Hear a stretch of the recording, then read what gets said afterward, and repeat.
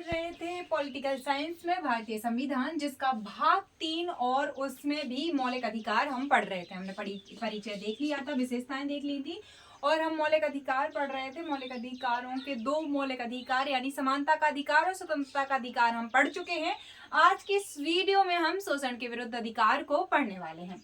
शोषण के विरुद्ध अधिकार को पढ़ने के बाद में और आज हम कोशिश करेंगे सब कुछ पढ़ ले, क्योंकि इसमें कुछ खास है नहीं, बस रिट है थोड़ी सी, तो उसमें थोड़ा सा टाइम लगेगा। बट स्टार्ट करते हैं।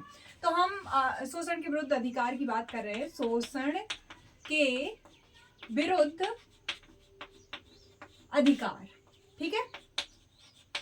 अब इनके लिए हमें देखना पड़ेगा आर्टिकल 23 और आर्टिकल 24। आर्टिकल 23 क्या कहता है? आर्टिकल 23 कहता है कि बलाश्रम और बेगारी कराना अपराध है, मानव दुर्व्यापार करना अपराध है। तो ये केवल और केवल राज्य के लिए नहीं है, ये राज्य के लिए भी है और नागरिकों के लिए भी है। यानी कि अगर इंसान, एक व्यक्ति के तौर पे मैं किसी एक व्यक्ति को किडनैप करती हूँ या कुछ भी करती हूँ, उसका दूसरी जगह बेच देती हूँ, तो मुझे सजा मिलेगी। राज्य ऐसा करता है तो ऑफकोर्स राज्य को तो मिलेगी ही मिलेगी, है ना।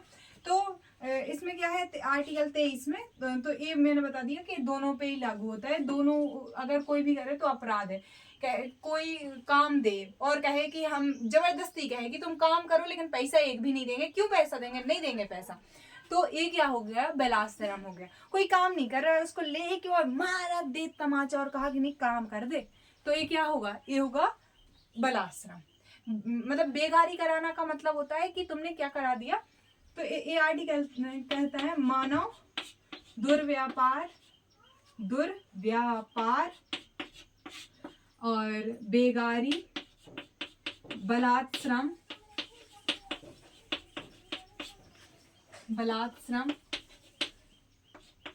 और ऐसे ही अन्य जो अपराध है वो कैसे माने जाएंगे? उनको अपराध माना जाएगा और सीरियस अपराध माना जाएगा, ठीक है। और आर्टिकल 24 जो कहता है, आर्टिकल 24 में बता देती हूँ। आर्टिकल 24 कहता है कि 14 साल से कम के उम्र के बच्चों से 14 साल से कम उम्र के बच्चों को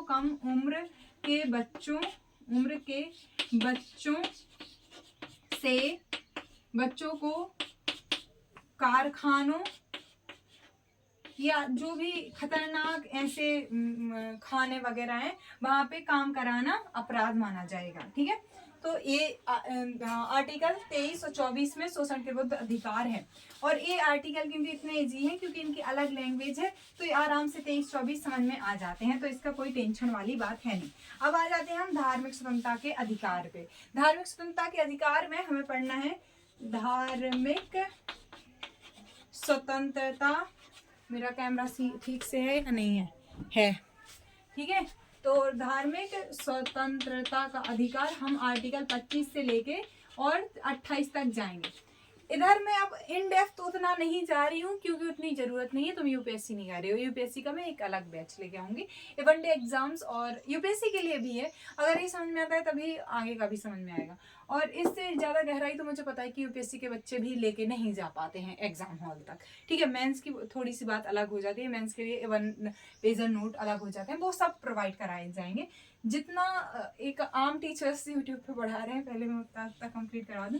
तो हाँ, आर्टिकल 25 जो है वो कहता है कि अंतःकरण, विश्वास, धर्म, उपासना आदि की स्वतंत्रता। यानी कि राज्य नहीं कहेगा कि तुम इसको मानो ही, राज्य इसमें से किसी में दखल नहीं देगा। लेकिन ये सब सार्वजनिक व्यवस्था और देश की संप्रभुता इन सब के अंदर रहते हुए, सार्वजनिक व्यवस्था, स्वास्थ्य, इनके अंदर रहते हुए आपको अंतःकरण की, विश्वास की, धर्म को अपनाने की, विचार करने की, उसका प्रचार प्रसार करने की स्वतंत्रता है। आर्टिकल 26 क्या कहता है कि अब जब जो है धर्म के प्रबंधन करने की स्वतंत्रता है, प्रबंधन करने की स्वतंत्रता। यानी कि आप एक आपका संस्थान हो सकता है, धार्मिक संस्थान, तो आप उसका मतलब कि आप उससे प्रचार प्रसार करा सकते हो। तो एक तरह से यहाँ पे व्यक्तिगत स्वतंत्रता की बात की जाती है, तो यहाँ पे सामूहिक स्वतंत्रता, धार्मिक स्वतंत्रता की बात की जा रही है। अब 27 है कि धर्म के आधार पे आप कोई भी टैक्स नहीं लगा सकते हो, ठीक है, टैक्स नहीं लगा सकते हो, लेकिन शुल्क यानी कि फी ले सकते हो। तो शुल्क नहीं लगा सकते हैं हम इस आधार पे कि हमने क्या किया है कि धर्म के आधार पे टैक्स लगा दे। जैसे पहले जजिया कर लगता था, ऐसे कोई भी कर अब मान्य नहीं होंगे। आर्टिकल 28 की बात करें तो आर्टिकल 28 जो कहता है वो कहता है कि जो शैक्षणिक संस्थान है वहाँ पे किसी एक मतलब कि धार्मिक शिक्षा नहीं दी जाएगी। शैक्षणिक संस्थानों में जो मतलब कि राज्य के द्वारा चलाए जाने वाले शैक्षणिक संस्थान है वहाँ पर धार्मिक शिक्षा नहीं दी जाएगी, धार्मिक शिक्षा नहीं दी जाएगी, क्योंकि ये ठीक बात नहीं है कि राज्य के द्वारा। तो सरकारी स्कूलों में कभी भी धर्म के आधार पे कुछ नहीं होता है।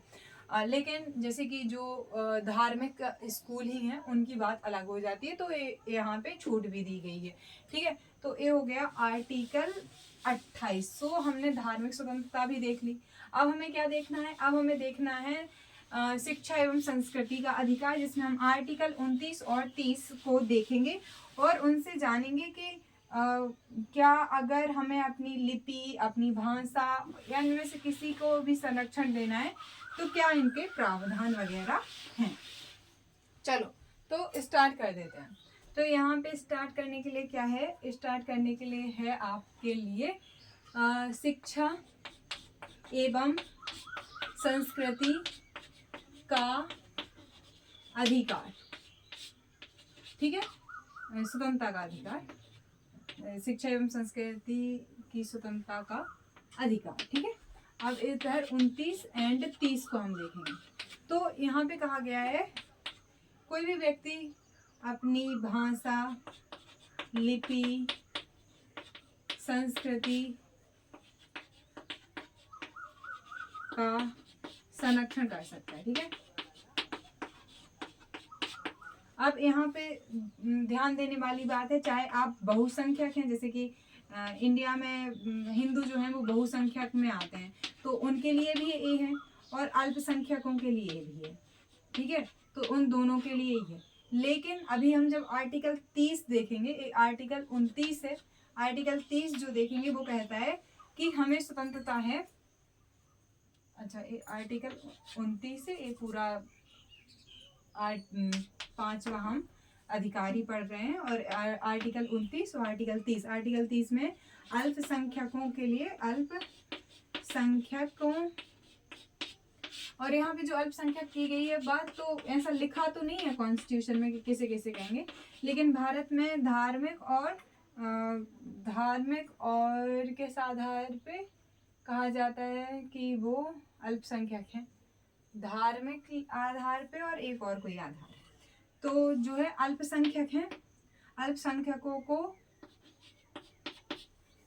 शैक्षणिक संस्थानों का प्रशासन करने का अधिकार, अन्य तरह का प्रशासन का अधिकार, ठीक है। तो ये हो गया क्या, अल्पसंख्यकों को प्रशासन करने का अधिकार, यानी कि अपने शैक्षणिक संस्थान हो गए या कुछ भी संस्थान हो गए, शैक्षणिक संस्थानों के अलावा के संस्थान, अलग अलग संस्थान होते हैं, तो उनका ये हो गए। अब 3 तरीके के संस्थान होते हैं, एक तो राज्य के तहत संस्थान होते हैं, या एक में राज्य फंड देता है वो संस्थान हो गए, एक राज्य मान्यता देता है फंड नहीं दे शायद, तो वो होते हैं, और एक ना तो मान्यता दे और ना ही फंड दे, तो ये सब होते हैं। तो ये अधिकार बहुसंख्यक अल्पसंख्यक दोनों के लिए, ये खासकर अल्पसंख्यकों के लिए, तो ये ध्यान रखना है, ठीक है। अब आर्टिकल कौन से पे आ जाते हैं हम, आर्टिकल 31। आर्टिकल 31 अबॉलिश हो चुका है, वैसे तो उसका जो मेन पार्ट था जिसका नाम है संपत्ति का अधिकार, तो संपत्ति का अधिकार, तो संपत्ति का अधिकार ये क्या हो गया है, ये निरस्त हो चुका है, ठीक है।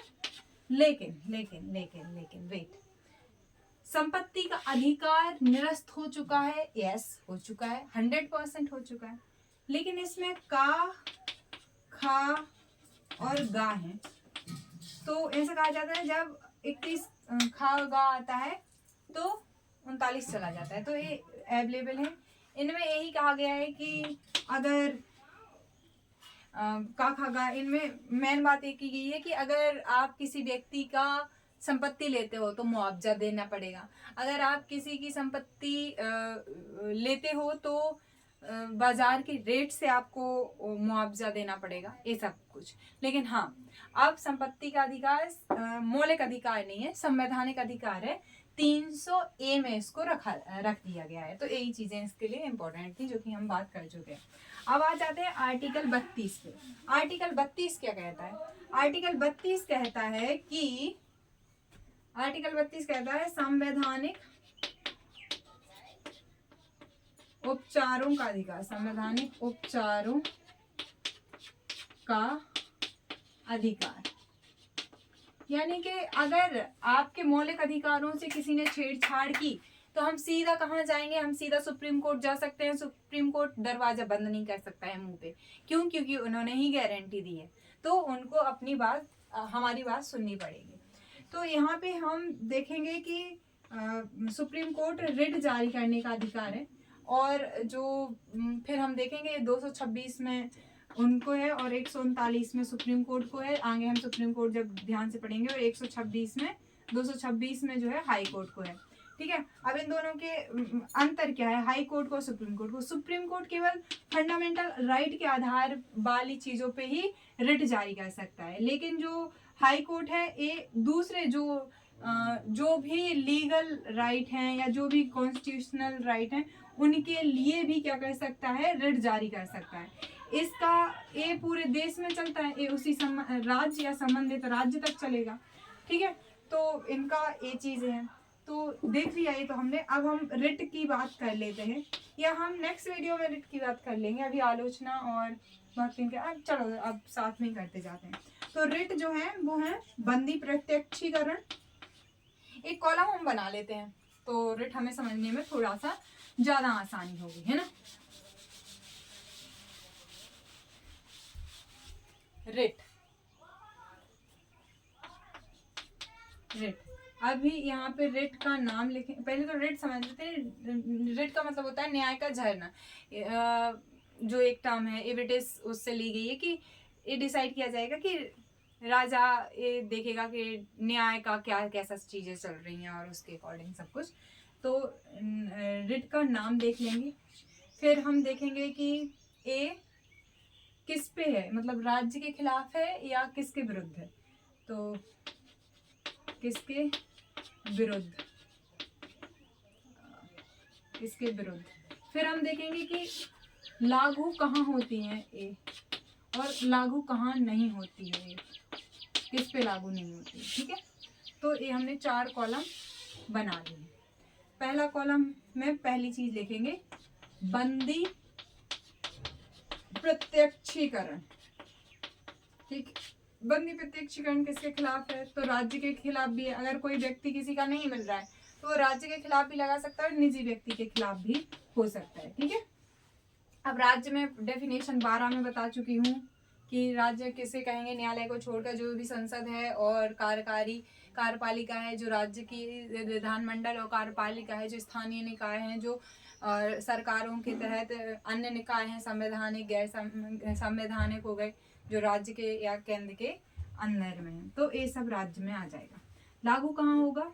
तो बता ही दिया है कि राज्य और राज्य में जो चीजें हैं उन सब जगह लागू होगा। कहाँ लागू नहीं होगा? तो निजी व्यक्ति पे भी लागू होता है, तो इसको तो इतना देख लेते हैं।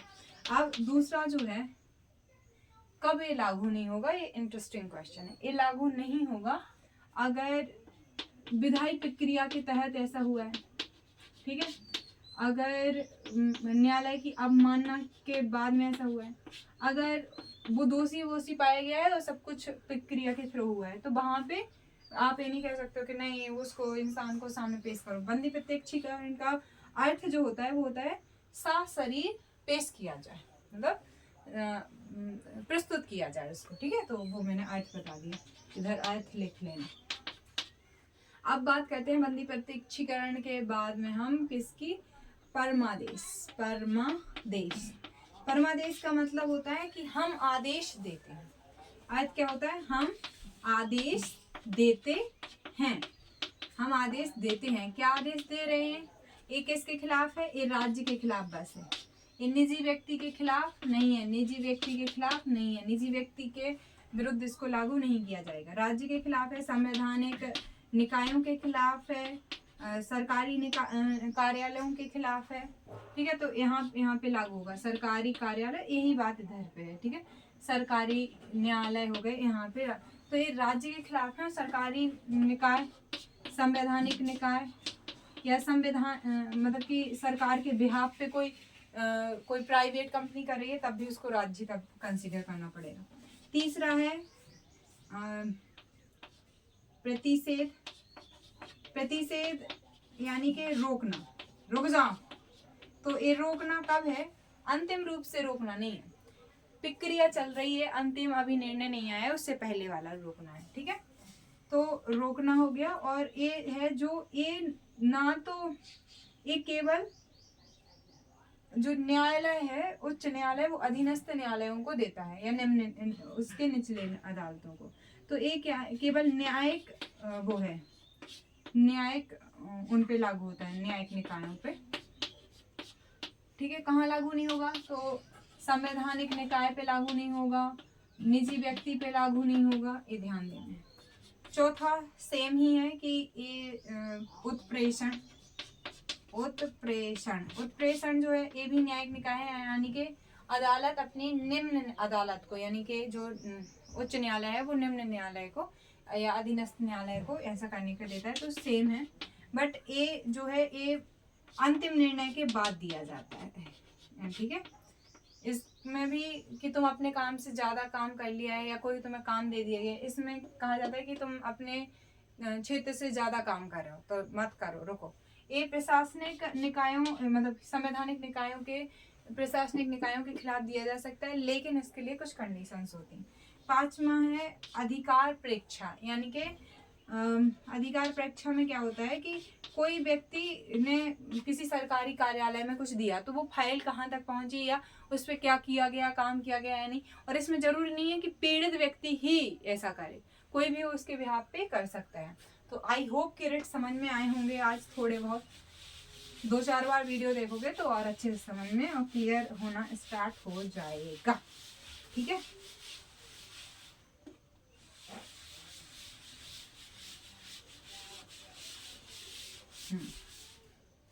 चलिए आगे चलते हैं। आगे चल के और अब हमें देखनी है भाग 3 के बाहर के अनुच्छेद, नहीं अभी 32 हुआ है, 33 में कहा गया है कि जो फंडामेंटल राइट्स हैं इस भाग में वो जो सशस्त्र बल हैं, तकनीकी लोग हैं, उन पर लागू नहीं होंगे, उनको इससे मुक्त किया गया है। क्यों ऐसा किया गया है? कि पता चले कि अगर ये जो हैं नौसेना के लोग हो गए, BSF के लोग हो गए, ये जो चाहे बताने लगे तो उनसे कहा गया कि विचार अभिव्यक्ति की सुनता है और वो कुछ भी बोल दें तो देश को अगर हानि हो तो कौन जिम्मेदार है। 34 मार्शल लॉ, लेकिन मार्शल लॉ शब्द का यूज नहीं किया गया है यहाँ पे। शासन सेना का होता है, लेकिन ना सेना का शासन ना मार्शल लॉ शब्द यूज नहीं हुआ है, लेकिन ये है। 35 में है कि इसमें से किसी भी चीज को अगर लागू करना है तो उसको लागू कराने के लिए क्या करना पड़ेगा? अधिनियम बना सकते हैं, कानून बना सकते हैं, प्रवर्तन कर देना, ये इसमें है। तो आई होप कि समझ में आ गया होगा। अब आ जाते हैं हम नेक्स्ट पार्ट पे। पार्ट का नाम क्या है? पार्ट का नाम है कि भाग 3 के अलावा के अनुच्छेद जहाँ पे फंडामेंटल राइट नहीं संवैधानिक अधिकार है। तो अन्य अधिकार, तो एक तो अधिकार है 112वें भाग में 265वें आर्टिकल में कि विधि के अलावा किसी भी तरीके से कर नहीं लगाया जा सकता है। फिर है आर्टिकल 13 में 300A में संपत्ति का अधिकार। फिर जो है आर्टिकल मतलब भाग 13 में ही 13 में ही 301 आर्टिकल, यानी कि राज्य के अंदर व्यापार वाणिज्य समागम की स्वतंत्रता, ठीक है। और भाग 15 में है आर्टिकल 326 वयस्क मताधिकार, यानी कि वयस्क होने के बाद में सबको अधिकार देने की स्वतंत्रता है। तो आई होप कि ये भी समझ में आ गया होगा। अब आ जाते हैं हम किस भाग पे, हम आ जाते हैं भाग 3 के बाहर के अनुच्छेद देख लिए, फंडामेंटल राइट्स की आलोचना कर लेते हैं। फंडामेंटल राइट्स की आलोचना में बीच बीच में कई बार करती आई हूँ, तो वैसे दिक्कत वाली बात नहीं है। तो फंडामेंटल राइट्स की आलोचना में हम सबसे पहले ये कहेंगे कि अस्पष्ट है। जैसे हम देखते हैं कि आर्टिकल 17 में लिखा है कि अस्पष्टता का अंत, लेकिन अस्पष्टता को कहीं पे डिफाइन नहीं किया गया है, तो अस्पष्ट है। और इनको मतलब कि ये भी कहा गया है कि आर्थिक अधिकार नहीं डाले गए हैं, तो आर्थिक अधिकारों का अभाव है। और अगर हम देखेंगे आर्टिकल 13, 14, तो आर्टिकल 14 में क्या बहुत सारे हम ऐसे मतलब अपने दिमाग में सोच के कि इस आर्टिकल में किस चीज़ की कमी है, इस आधार पर आलोचनाएं कर सकते हैं। और मतलब बुक्स वगैरह में आलोचनाएं और भी रहती हैं, बट अपने दिमाग में याद करने के लिए तो ऐसे ही करना पड़ेगा। तो आर्टिकल 14 में हम क्या देखते हैं कि बहुत सारे अपवाद हैं,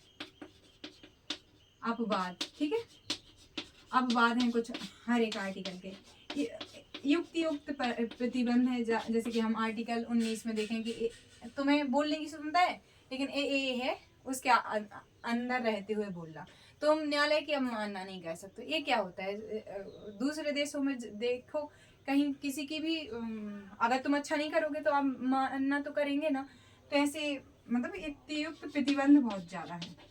फिर ये है कि इन्हें मतलब कि स्थगन कर दिया जाता है आपातकाल में, तो ये भी एक बुराई है। तो ये सब कुछ बुराई हो गई, बहुत सारी बुराइयां बता सकते हैं, लेकिन ये मेंस का टॉपिक है, प्री का टॉपिक नहीं।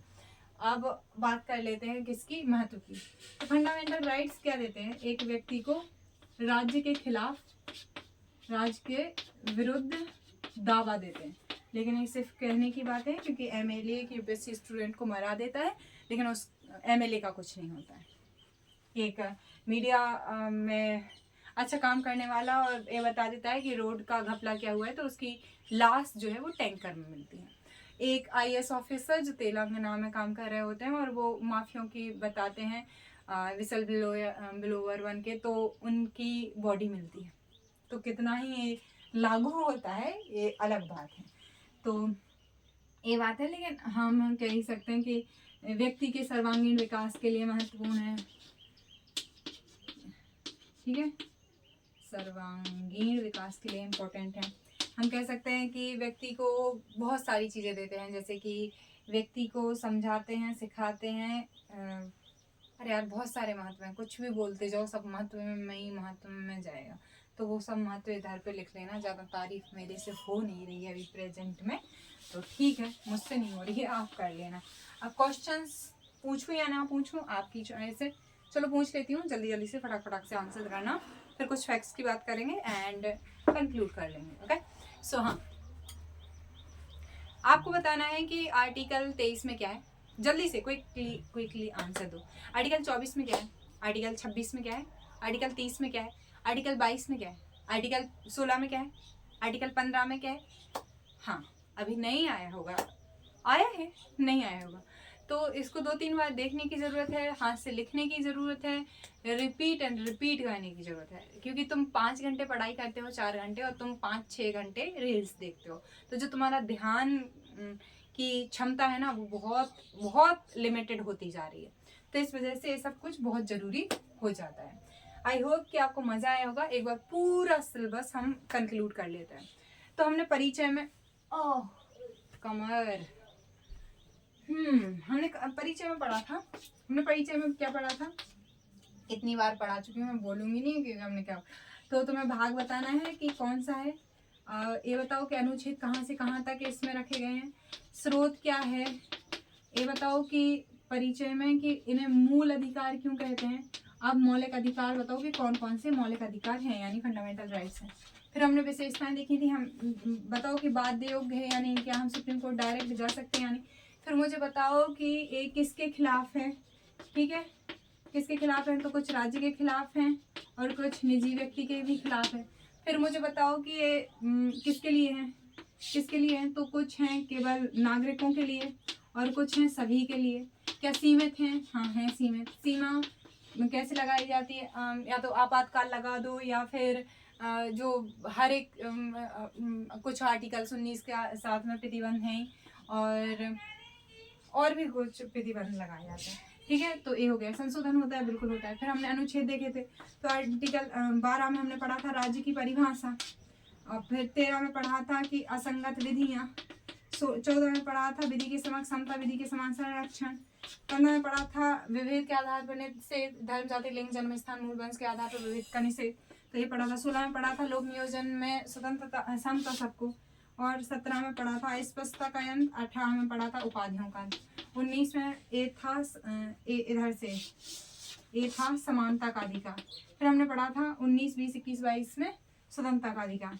स्वतंत्रता के अधिकार में हमने क्या पढ़ा था? स्वतंत्रता के अधिकार में हमने पढ़ा था 19 में बाकी अभिव्यक्ति की स्वतंत्रता, 20 में पढ़ा था दो सिद्धि से के संबंध में संरक्षण, दो सिद्धि के संबंध में संरक्षण, 21 में पढ़ा था प्राण एवं देह स्वतंत्रता, 22 में पढ़ा था निरोध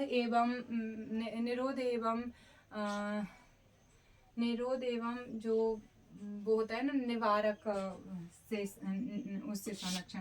फिर शोषण के विरुद्ध अधिकार पढ़ा था, जिसमें पढ़ा था आर्टिकल 23 में बलाश्रम और मानव दुर्व्यापार का दुर्व्यापार नहीं करना चाहिए, और 24 में पढ़ा था कारखानों में 14 साल से कम बच्चों को काम नहीं कराना चाहिए। तो पढ़ा था धार्मिक स्वतंत्रता का अधिकार, और इसमें 25 में कहा था कि हमें किसी भी धर्म को मानने की, आचरण करने की, व्यवहार करने की, उसको प्रचार प्रसार करने की स्वतंत्रता है। 26 में कि एक सामूहिक, इसमें थी व्यक्तिगत स्वतंत्रता, इसमें थी सामूहिक स्वतंत्रता। 27 में था कि कर नहीं लगाया जा सकता है, शुल्क लगाया जा सकता है। 28 में था कि 28 में क्या था? 28 में था कि शैक्षणिक संस्थानों पर कोई धार्मिक शिक्षा नहीं दी जाएगी। फिर था अल्पसंख्यकों के लिए अधिकार, जिसको हम कहते हैं शिक्षा एवं संस्कृति का अधिकार, और इसमें हमने आर्टिकल 29 और 30 पढ़ा था, जिसमें हमने कहा था कि आप अपनी लिपि भाषा या संस्कृति के संरक्षण का अधिकार है 29 में। 30 में कहा था कि अल्पसंख्यकों के प्रशासन का अधिकार है उन्हें। फिर आर्टिकल 31 में हमने संपत्ति का अधिकार पढ़ा था, और 32 में संवैधानिक उपचारों का अधिकार पढ़ा था। तो ये सारे मेन चीज हो गए, और इधर ही हमने रिट्स पढ़ लिए थे। भाग 3 के अलावा के अनुच्छेद भी देख लिए, आलोचना भी देख ली, कोई चीज रह गई हो तो बताओ। बाकी मैं अपनी तरफ से कंप्लीट करा चुकी हूँ, रिवाइज भी करा चुकी हूँ। So I am done with this, ठीक है। अब हमें नेक्स्ट पार्ट में पढ़ना है संविधान के भाग 4 को, जिसमें हमें DPSPs यानी कि directive principle of state policy पढ़ना है। इसी प्लेलिस्ट में नेक्स्ट वीडियो को क्लिक करके देख लेना। ओके, मिलते हैं नेक्स्ट वीडियो में।